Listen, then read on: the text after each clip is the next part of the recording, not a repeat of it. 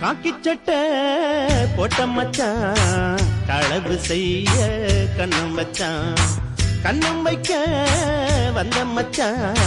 கண்ணத்துல கண்ணம் வச்சான் பக்கம் வந்து பாவி மனச பத்த வச்சான் உங்க வீட்டு திண்ணையிலே